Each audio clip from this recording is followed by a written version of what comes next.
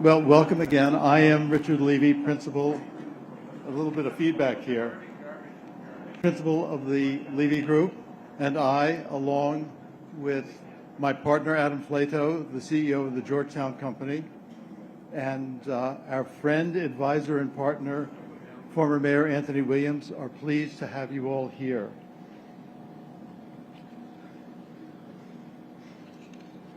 We are here to celebrate the realization of a 13-year effort to reintegrate this long, walled-off, historic 2 acres back into the Georgetown community in the form of a David Adjaye designed, iconic piece of architecture and a welcoming Laureolin Park. You will hear from both of them shortly. None of this could have been accomplished without the encouragement and strong support of the Georgetown community, and we thank you.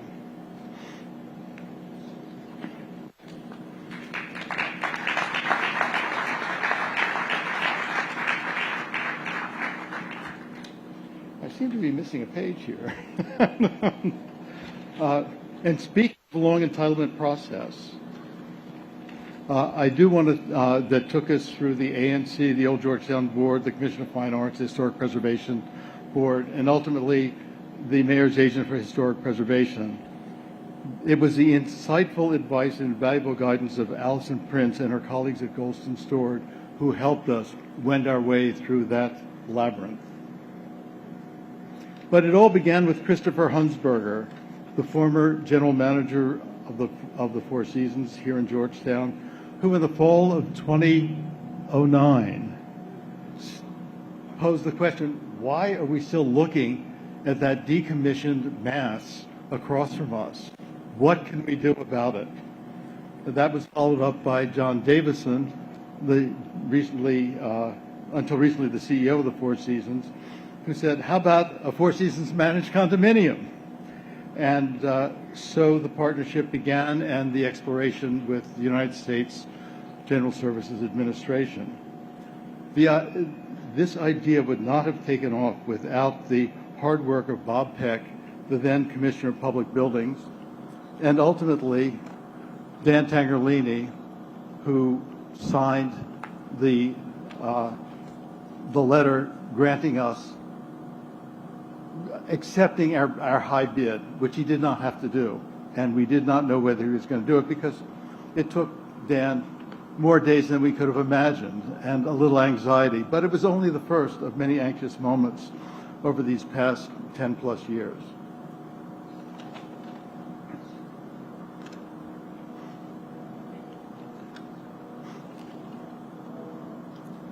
We cannot overlook the support that we ultimately received from our Advisory Neighborhood Commission, and I say ultimately because it was not so at the beginning.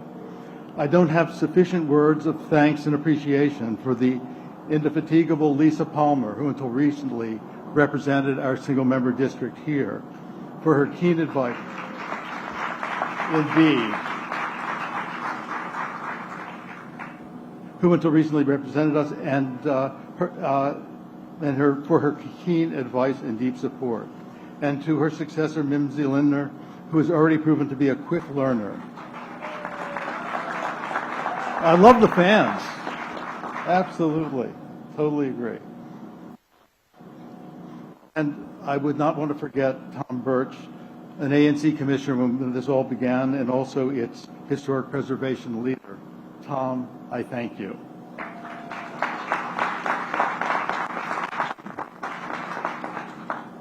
And to Peter May and Doug Jacobs of the National Park Service Regional Office. They had to forego control over a large portion of this land, as Peter well knows.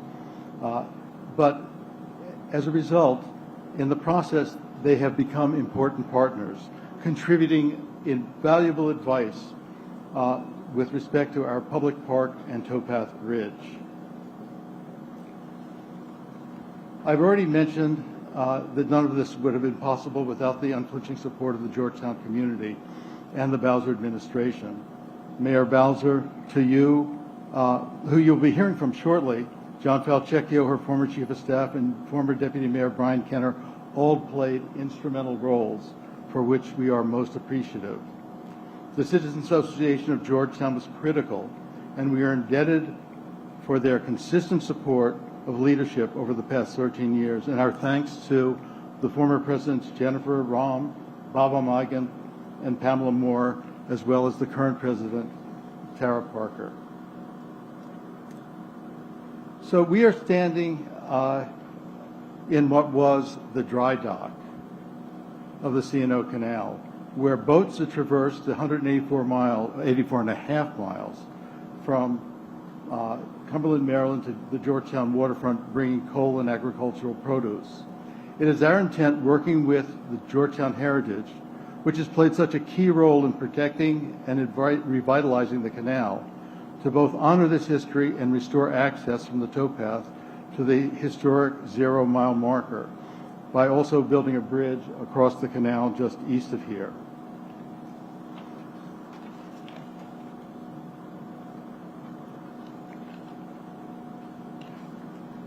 It is now my distinct honor and pleasure to introduce Brooke Pinto, a graduate of Cornell University and Georgetown's Law School, our esteemed council member and strong supporter and major asset.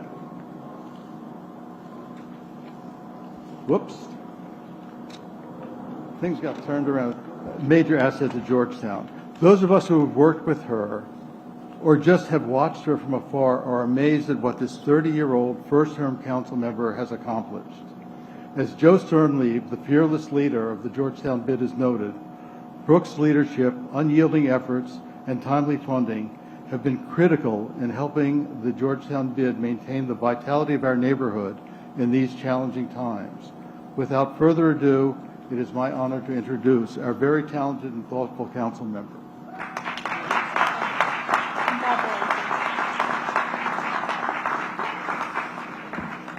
Well, thank you so much, Richard. It's such a pleasure to be here, and I know this is a date that has been long awaited and that so many of you have worked so hard to come to fruition, and so it's very exciting for me to be here. As mentioned, I'm Brooke Pinto, and as you all know, I have the privilege and honor of representing you all in the council as the Ward 2 council member.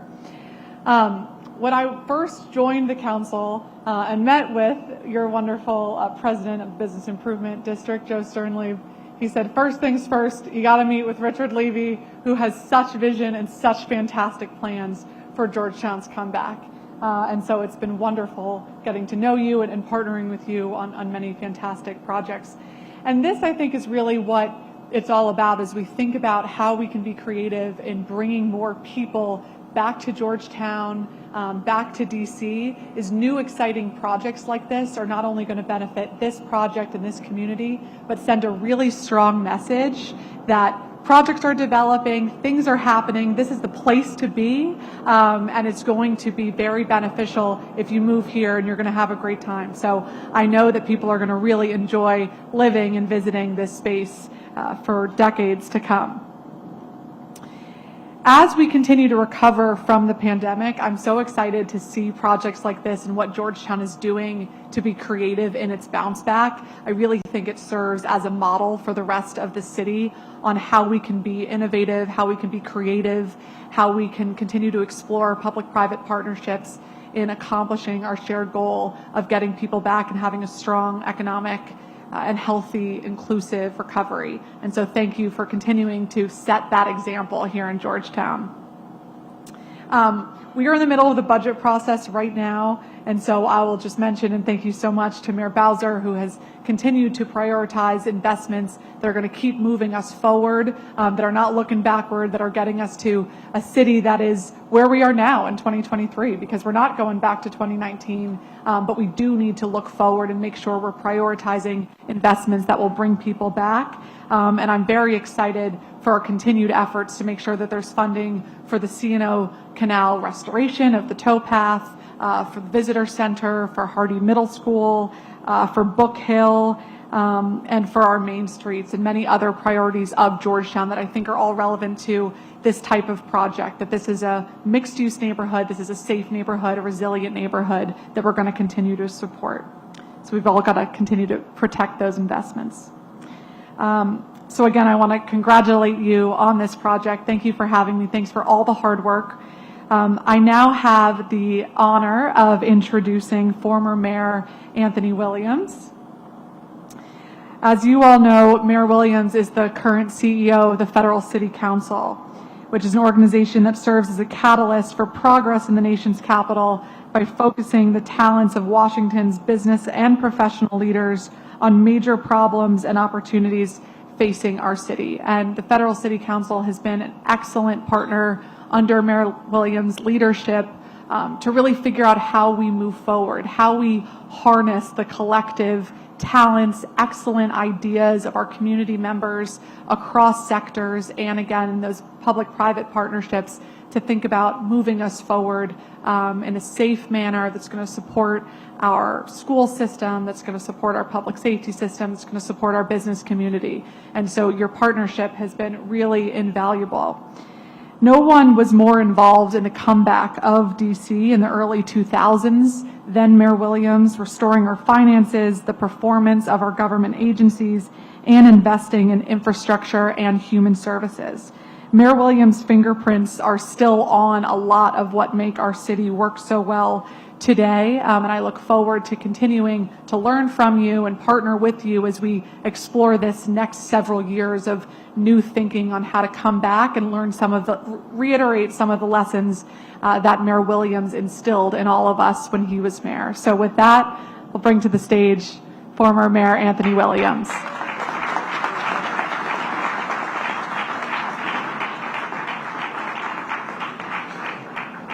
So everybody give Brooke Pinto another big hand and thank her for her leadership and her work.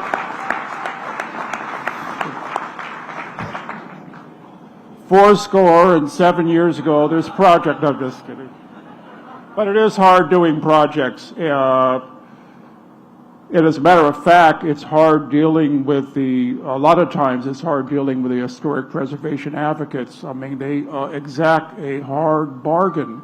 And as a matter of fact, immediately after the program, the person who has been designated for the annual sacrifice to the historic preservation gods, please meet me over here. I'm just kidding.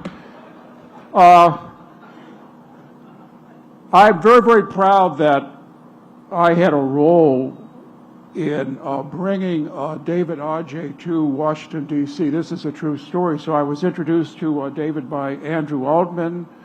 I was over in London at a conference. I was really impressed with his idea store. We got to meet this person and bring him to Washington, D.C. And now, not only has he done the fantastic, we all know, surpassingly beautiful African-American Museum, but he's also done 2 beautiful special libraries as part of the rejuvenation of our libraries in D.C. And one person is uniting the international, the federal, and the local Washington in visibly beautiful, powerful ways through David Adjaye. Thank you so much for being with us today.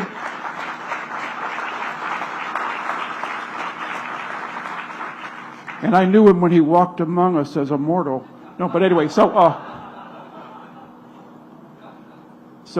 at the Federal City Council, we have these regular discussions called District Strong. We began them during the pandemic, and we're continuing now around major issues facing the district. And a couple of days ago was no different. We were talking about the downtown economy, the challenges facing the downtown economy, and we had folks from CBRE, from Savills, and from Transwestern.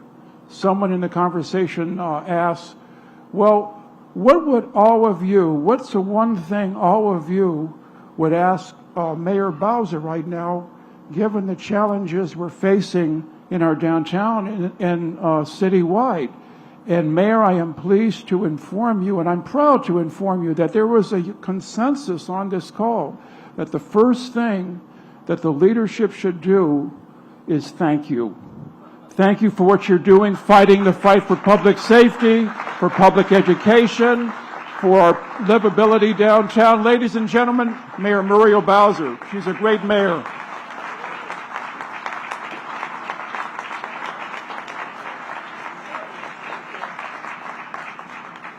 I didn't know where he was going with that one. And I have to say, I'm grateful to have the opportunity to lead mayor. and have the opportunity to lead at this time in Washington, D.C. Mayor Williams knows certainly well that we have what it takes in this city to stand shoulder to shoulder with every world capital. We have the talent, we have a beautiful city, and we're bold in the way that we think. There was really no one bolder in his thinking than Tony Williams, who made the bold goal of attracting 100,000 residents to Washington, D.C.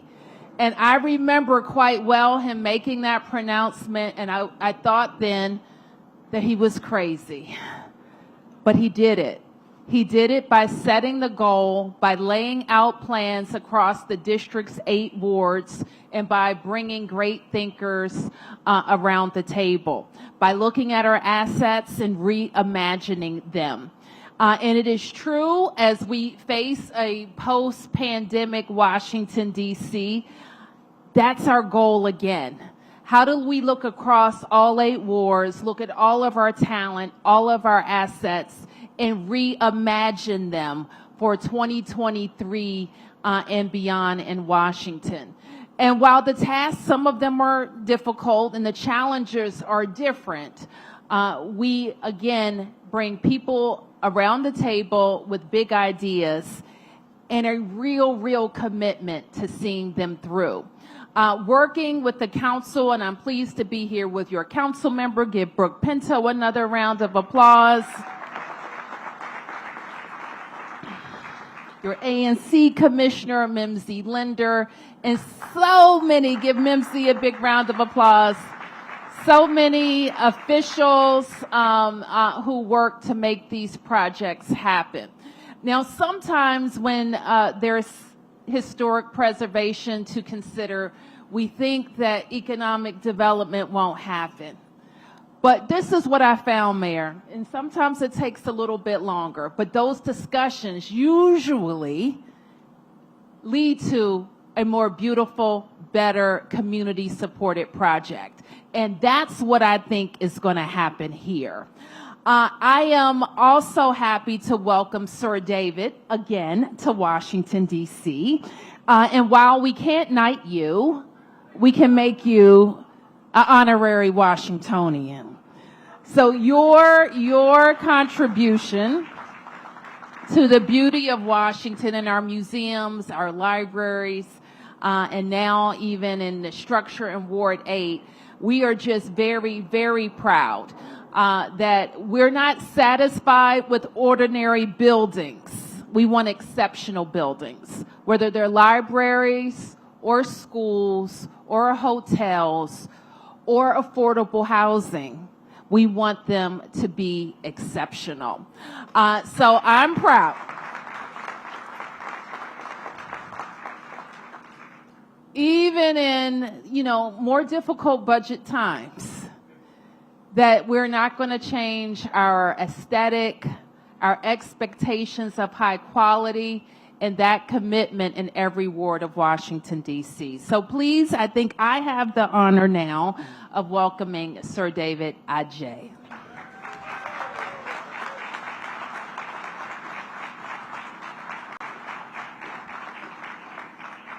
Hello, everyone. Well, it takes a team, and without the incredible team, we would not have got to this place. So I have to just take 2 minutes to thank my partners that I've been working with to get us from the architectural side.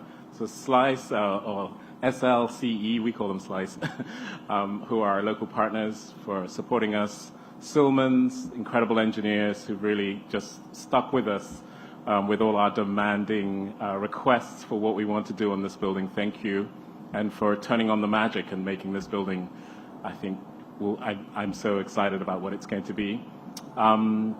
Costini for the M&E help, Georgetown, the Levy Group, the entire group, and then to the city. Thank you so much again to the city and all the officials for giving me the privilege of making another building in your great city.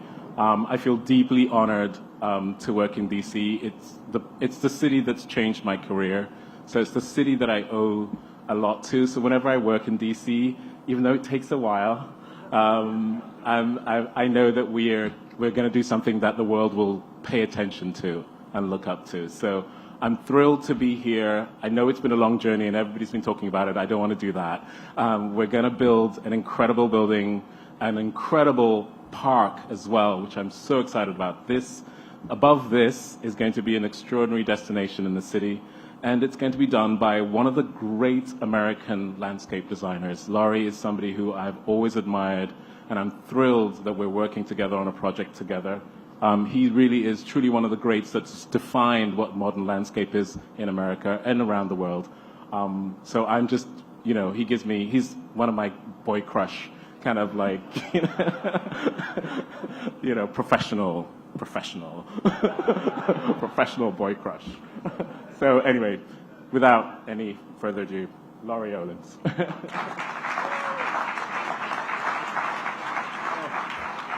Oh dear. Well, I could start out and thank everybody also, but this isn't the Academy Awards. David, that's terrific. Thank you. I will say a couple things though. It is a happy day. It's a very happy day. We're sort of the new kids on the block. We've only been on the project 7 years. I mean, so we came in late. Others had already been here for another 6 or 7. But we've enjoyed this, and the collaboration's been fabulous. The client's been fabulous. Sometimes the process wasn't fabulous, but that's okay. Georgetown has backed us all the way. You've all been wonderful. And one of the things to say about this park is that, the park has been a long time in coming, longer than the 13 years. 120 years ago, Frederick Olmsted Jr. did a plan for the parks for the D.C. area, and one of the things everybody focuses an awful lot on the mall, but he designed an entire park system, hundreds of parks actually, and one of the things that was central in that plan was where Rock Creek meets the C&O Canal, which then meets the Potomac River. It's the kind of little linchpin, and unfortunately, there was a war broke out that he didn't anticipate, and someone said, well, we'll do this temporary facility for power, and so they put it here. But it was, of course, still mapped as a park, by the way, with NCPC, despite the building. So one of the things to say is that he couldn't possibly have imagined the form it's finally going to take. But the park is finally here at last. The neighborhood gets its park, it gets its green, and all these areas of circulation that are so important, the bikeways, the trails, the paths, the accessibility to the community, all get finally put back together. It's really kind of amazing that it took this long. Well, that's longer than most of us have. As a park goes, it's not a huge park. It's actually kind of small, but as a park in its place goes, it's very big because of what it means and what it'll do. It's great for the community. It has all the virtues that we expect in a park. It has fresh air, it has sunshine, it has breezes, but it also has verdure, it has greensward, it has trees, it has flowers, it has the play of water, and it has accessibility, places to sit in the shade, in the sun. It may be, a funny triangle on top of a parking garage, but guess what? It's a park, and it's in the right place, and it's open and it's accessible for an open society. So it's so wonderful to work on it. David's been great, his team's been great. Georgetown and Richard and everybody here, I just have to say thank you for getting it done. That's it.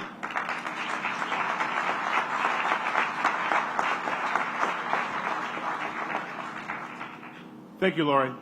Hello, everyone. My name is Peter Armstrong, and I'm a managing director with the Georgetown Company. And I stand before you today thinking, above all else, gratitude. I'm grateful for the opportunity to work with two artists, Laurie Olin and David Adjaye, whose passion and talent produce exceptional works of art, and I get to do that in my adopted hometown, a town that I've lived for over 17 years. Your leadership, Adam, I remain grateful to have joined a firm with a 4-decade track record of executing complex development projects that have world-class architecture and extensive community benefits at their core. Your leadership and culture of the firm have enabled me to flourish professionally, and by handing me control of the venture, you've afforded me the opportunity to leave one part of the city that I call home a little bit better than I found it. Of course, a $300 million project quite literally requires a large team effort, and I've relied upon the hard work and support of many colleagues, several of which I want to recognize today. Michael Bush, Jack Galvin, Jonathan Heimbeck, Thomas Sprague. Thank you all for your hard work. I've relied on you for years to get this project forward. As Richard mentioned, we spent many years getting to this point today, and I want to take a moment to thank Andy Adams, Maureen Dwyer, Emily Eig, Carrie Kadlacek, Bob Peck, Allison Prince, and Dan Tagliolini for their hard work shepherding us through that phase. Jones Lang LaSalle guided our firm through a process, and we've now got an outstanding joint venture partner in Mahari Hospitality and an exceptional construction lender, Bank OZK, and I want to thank both firms for their commitment and support of this important project. Paul White, the president of the Four Seasons private residence business, is with us today, and one of the many blessings has been getting to know Paul and his wider team, and I want to thank him for years of his support, and I look forward to this next phase. Mark Bromley is a regional vice president and general manager of the hotel next door, and he's been with us for 6 months. He's been an exceptional partner, and Mark, I really look forward to working with you in the coming years and months. The piles of rubble around us reveal that we have started construction, and that construction is led by the irrepressible Joel Silverman. Joel often reminds me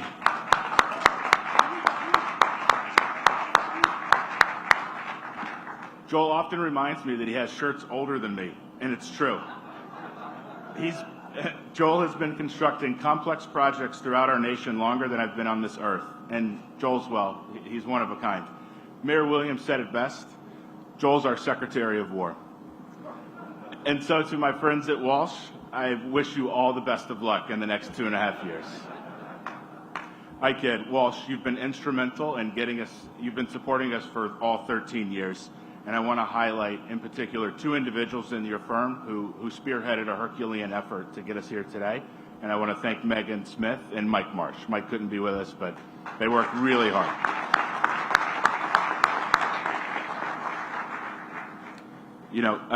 David mentioned them, but I do want to highlight Joel and Walsh, stand on the shoulders of a number of design professionals, and we have a team that is, world class. And so I want to reiterate our thanks to Slice, Silman, Langen, Cosentini, and KGP Architecture to help us make this project a reality.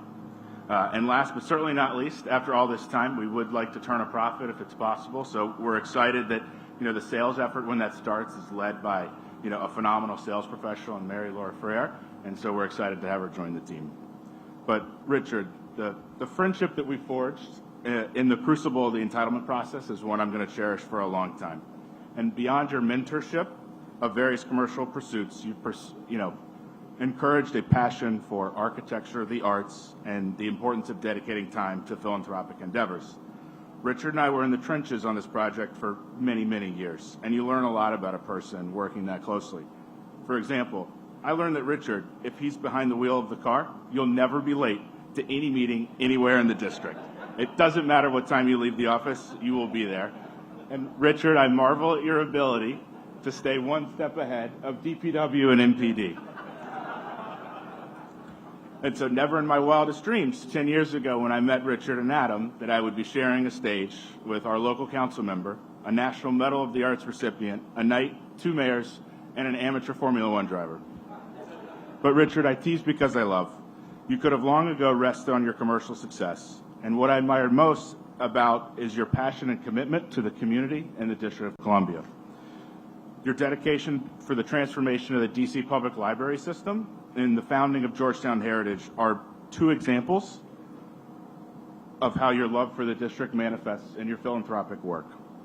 It has been the honor of my career to work alongside you, Richard, to transform this blighted, contaminated industrial relic that's been walled off from the community for 75 years, and we're going to transform it into a world-class destination. So thank you all for joining us today. As Lori said, it is a day of joy and celebration. So because we've already started construction and there actually isn't any digging that's entailed in this project, rather than dig a fake hole with some shovels, we've got a ceremonial smashing of this wall here to my left. And so I invite David and the mayor to step up, grab a sledgehammer, and take a few swings.